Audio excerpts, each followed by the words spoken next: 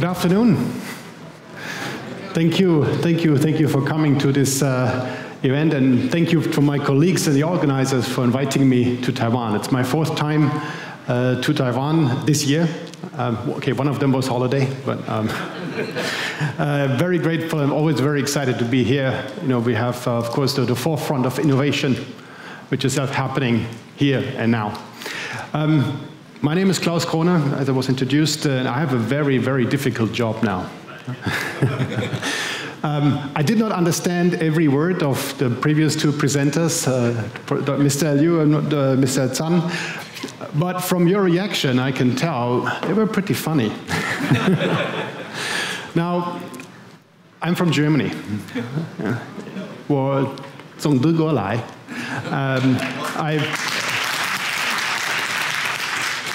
We Germans, we are known for many things, you know, beer, cars. We are not known for great humor. So bear with me. I hope that what I'm presenting is exciting enough to make you follow. It's a serious topic. Now, let me start with a statement from our corporate presentation, which virtual worlds extend and improve the real world. It's a big sentence, a little bit to unpack here. It really means that in the virtual world, we can do things that are not possible in real life. Maybe these two persons here are heart surgeons. Now, you cannot, as a heart surgeon, say, what happens if I cut here? Oops. Not possible. In the virtual world, you can do this as many times as you want without any risk. I think this is a great example of how that illustrates how being in a virtual world really changes the way we innovate, the way we imagine. And at Simulia, we do this by leveraging physics-based simulation. We can make things experienceable that you cannot in real life. We can show you the radiation of an automotive radar, the wake field of a wind turbine, the noise that's emitted from an aircraft, or even the electromechanics of a living human heart. And we do this not because, because we do this because it's fun. It's really exciting. But that's not the reason why our customers are buying it. They're not buying it for fun, they're buying it to benefit from and drive the most disruptive transformational trends that are happening across all industries right now. And I'm sure everybody in the room here today is somewhat touched by these trends. So you're either driving the trend because you're at the forefront of innovation, or you have to follow. Because if you don't follow, you become irrelevant. Now, since the industrialization, there have always been disruptive trends. What's different today is just the number of disruptions that are going on at the same time and the speed at which they're happening. If you compare the time it took for electricity or the ICE engine to become pervasive, it took a much, much longer time compared to, for example, the electric engine today in vehicles. And of course, most recently, what we've seen with artificial intelligence, it's really a matter of just a couple of years to have a massive, massive impact on people's lives. And so I think what we experience as innovators, whether you're a student or a professor, whether you're a junior engineer or a CEO of a multinational company, there's a pressure to innovate faster. Innovation does not have the time. You cannot sit in your study for months and years and then come up with a great invention. It has to happen really quickly. So now because I'm an engineer, I want to have a model of this. So how do I make a model of an innovation process? Turn to Elon Musk. I know you don't have to agree with everything Elon Musk says or does. I don't. But I think this is a very simple truth. that I think we all can get behind. He said progress in any given technology is simply the number of iterations times the progress between iterations. Maybe it's a bit simplistic, but that's what it boils down to. And if I put this in a diagram, again, very simplified diagram, you start from a concept, you have some design, you test the design is working well, then you learn something from that test, you improve it, and you go through this loop as many times as necessary until you're satisfied. Then you do a validation test, and you go try to sell it. You produce it and try to sell it. And of course, I'm from Simulia. I've done simulation my whole life. If we want to accelerate this, well, easy. Don't test, simulate. And for the last 2 decades, the skepticism or the concern that came back to us was, well, how predictive is your simulation? Is it as good as a physical test? Today, that's vastly solved. We have a rigorous deployment process that allows you to measure your predictiveness and keep this under control. The next step is to use simulation also at the validation stage. And we can see this today. We have more and more applications where even regulatory bodies accept that you submit simulation results for a final certification. We know today, and I can share this because it's on the internet, iPhone 14, to make sure it's safe when you put it next to your ear, it's only our simulation results that have been submitted to the FCC. They accept that. So that's great, right? Now there is a small problem here. So we show this, and this is an executive of a large American OEM, which I'm not allowed to name here, told us, I can build a prototype faster than you can build a simulation model. Now my whole idea about accelerating innovation kind of falls apart if this is true. And yeah, okay, maybe the statement is a bit challenging, and it's not always true. Especially when you're talking about a full system, a prototype will take years, and I don't take years to build a simulation model. But what they are getting into is that until today, or until very recently, simulation is still used by experts, by very specialized experts that are doing something that nobody understands, and it takes them a long time to do it. And there is a bottleneck. There is no doubt a bottleneck to start to run simulations. And this is what we're trying to solve with our concept that we call Modsim. Modsim, of course, the name suggests, is a combination of modeling and simulation. It means that we bring the simulation very close to the modeling. And of course, at Dassault Systems, we are in a prime position to do that because we have the leading technology for 3D modeling in CATIA and SolidWorks, as well as the cutting-edge technology for simulation in Simulia.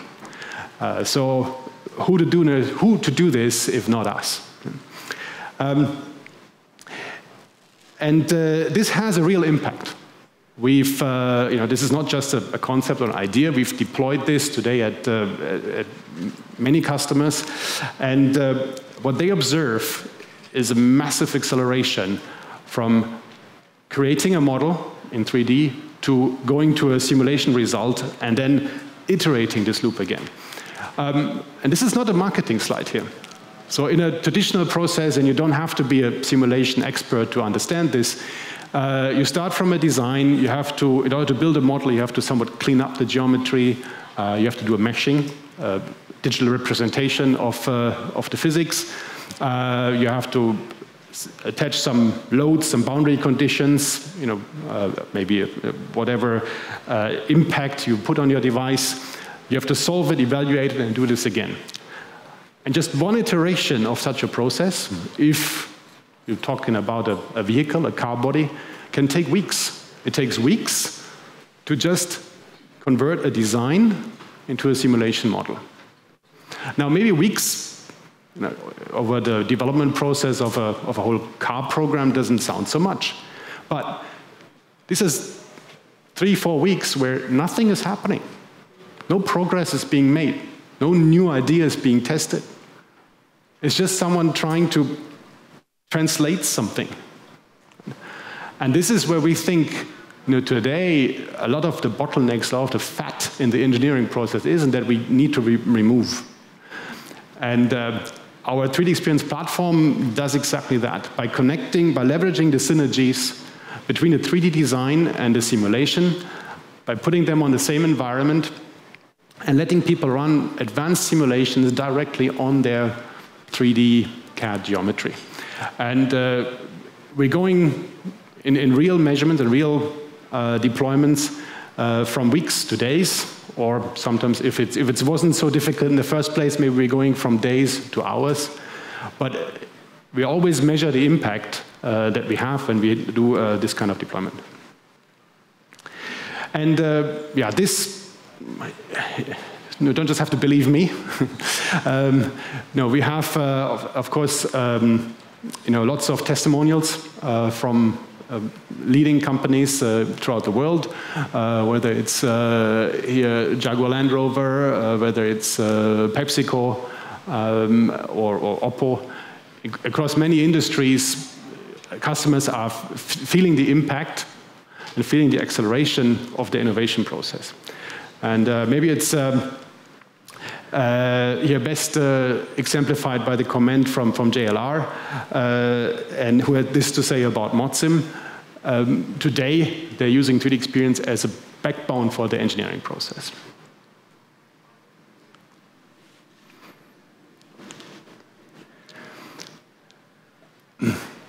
So we have the technology, we have the platform, but to be successful, to have mature, hardened processes, you also need best practices. And it's another aspect of Modsim that we can now deliver, is because we have these processes streamlined and automated, we can also deliver the best practices. And here, this is one example. It's for battery engineering, also something, of course, that's very relevant in the industrial transformation today. No matter what you're doing, when you're starting out with simulation, from us you can have an out-of-the-box process, an out-of-the-box best practices that allow you to get started with simulation tomorrow. Sometimes it has to be modified a little bit, but whether you want to do thermal management or safety or durability, the processes that you get from us have been tested and have been validated by our engineers. Modsim can also extend much further, and this is, of course, digitalization that we've heard about in the previous two presentations. Touches more than just the engineering process. So we can connect all this simulation and modeling, both upstream and downstream, to the validation and certification and to the processes and automation. We can define requirements at a very high level and derive engineering requirements from that and define the tests that are needed to verify these requirements without ever losing the digital thread. And we can even then connect this to project management. That's the easy part. Now what's next? So this is happening today. Customers are deploying this. What's next with simulation? I want to look a little bit in the future, how simulation will be used to accelerate your designs in the next years. And as I mentioned before, these trends are happening extremely fast. It sounded like the future last year, and this year we are already in the middle of it. And of course, what I'm talking about is AI. AI touches everything, and simulation is no exception. So maybe I'm a little quiz here. You can see these, probably have seen these kind of challenges before. You have a set of images, and you were to judge which one is a real image, which one has been generated by AI. I give you a minute to think about which one could be real.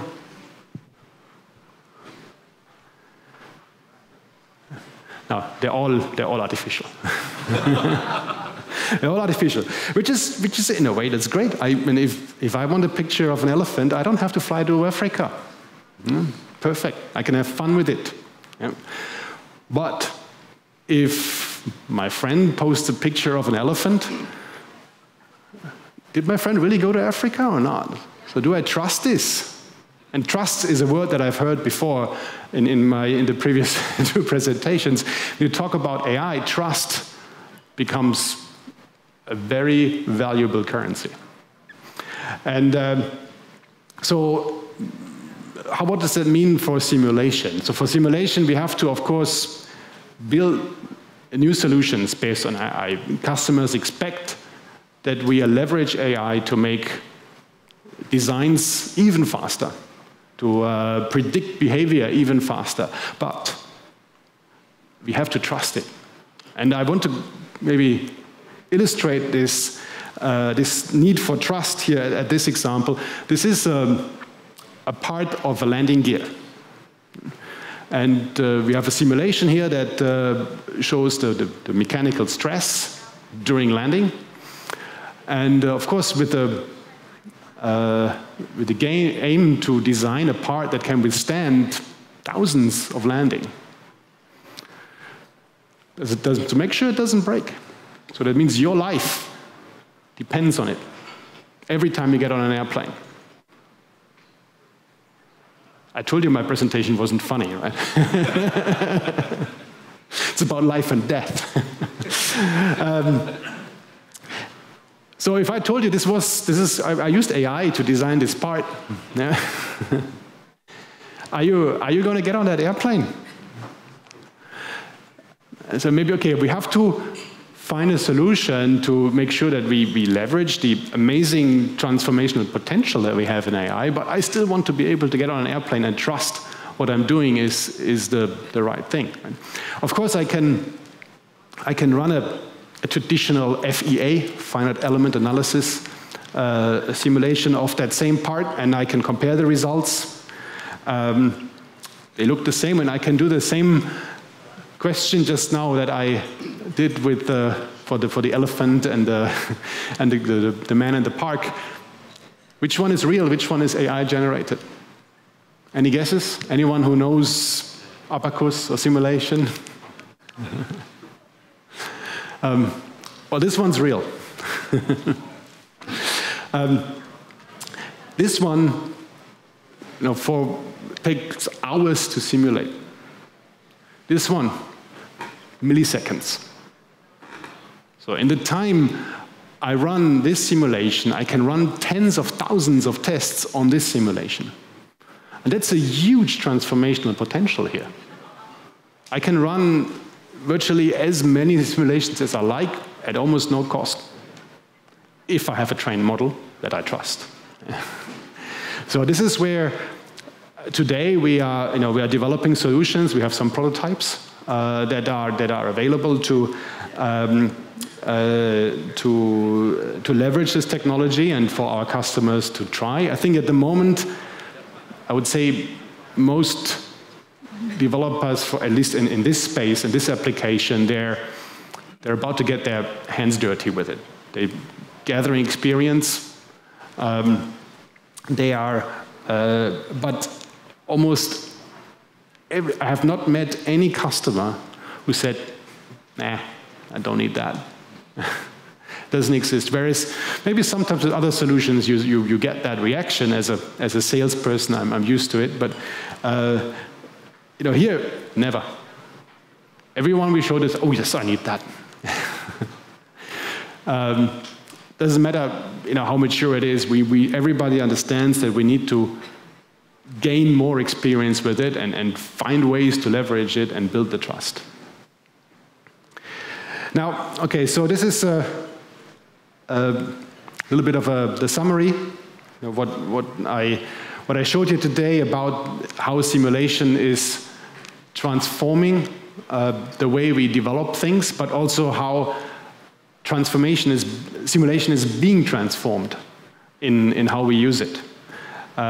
We went from predicting real-world experience simply by taking a physical test and replacing it with a simulation because it's cheaper, faster,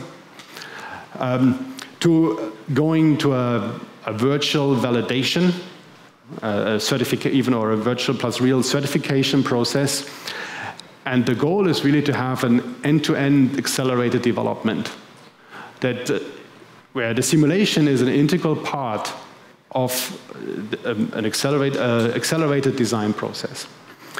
And all of this is really driven by Modsim. Without Modsim, without bringing a simulation close to the model, it's very difficult to run many iterations, to run many tests. It's very difficult to left shift, to let everybody use simulation. And it's even difficult to train an AI model, because you would have to done every training instance you would have to do by hand individually. So it's really the backbone of that transformation that simulation experiences. Okay, the last two presentations ended with the QR code. I'm no different. So, if you want to learn more about modeling and simulation, please join the Modsim community. In the Modsim community, you will see real testimonials of our customers that have deployed Modsim and that share their experiences with Modsim, and you can, of course, interact with them and with us and ask questions. You're also getting if you're not on the 3D Experience platform yet, of course, the community is on the platform. You get a first feel of the look and feel of the 3D Experience platform when you interact to this community. So please join me, and thank you. I'm going to, a couple of minutes early, gives my next speaker a bit more time. I hope he's going to be more funny than me again, so you have a bit more entertainment. Thank you very much.